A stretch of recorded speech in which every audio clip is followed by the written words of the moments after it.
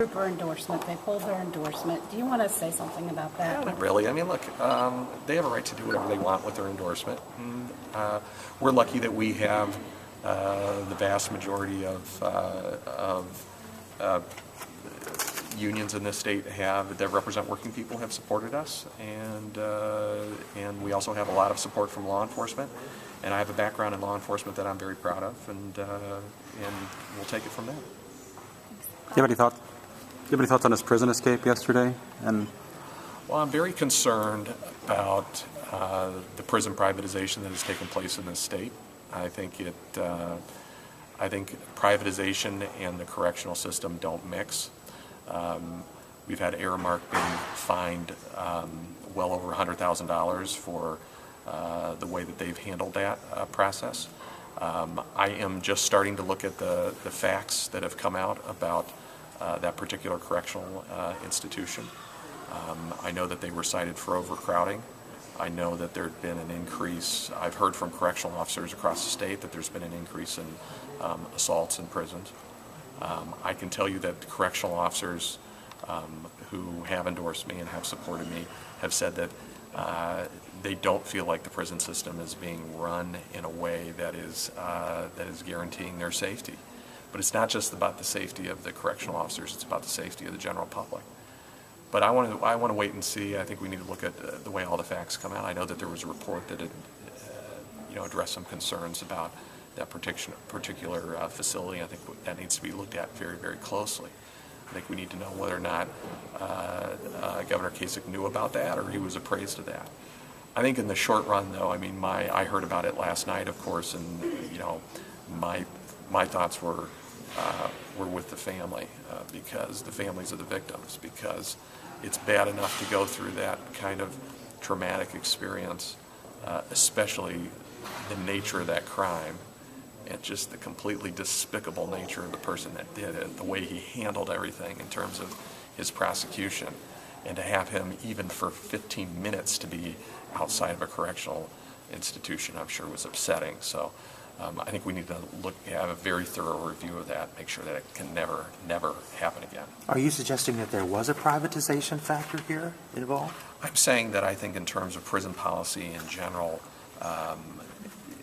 the biggest initiative, as far as I'm concerned, from the governor's office when it comes to correctional institutions in the last 4 years has been privatization.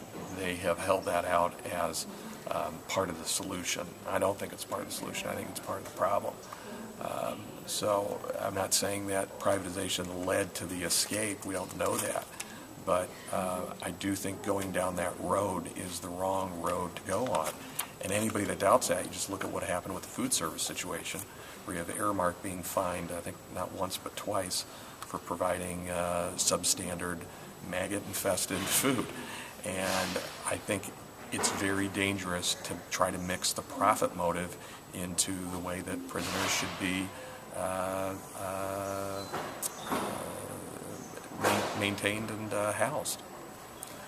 I was during the tour. They mentioned Delaware County, which does show up on the list of more affluent counties. Sure. But she talked about also the need for pantries. Is that a symptom of having a greater divide here, do you think, in incomes where you don't have a middle?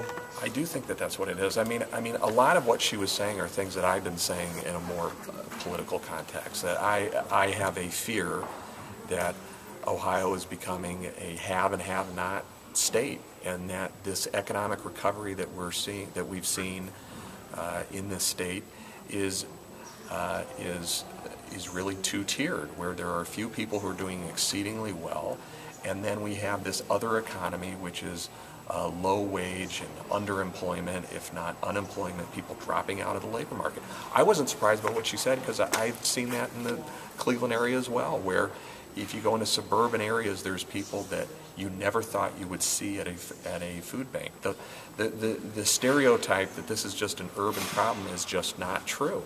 And there's a lot of reasons for that. But I think the fundamental part of it is that we haven't had an economic recovery that is really lifting people out of poverty or maintaining people in the middle class. You have millions of people, I think, in this state that are barely hanging on. As she said, one unforeseen circumstance car trouble, medical condition, and because they're living paycheck to paycheck, it represents an economic collapse for them. You know, the estimate is that we're at 50% of families in Ohio that are living paycheck to paycheck. 10% of the workforce is making a minimum wage. You've had all of these people drop out of the labor market entirely. So none of these numbers are really heading in the right direction.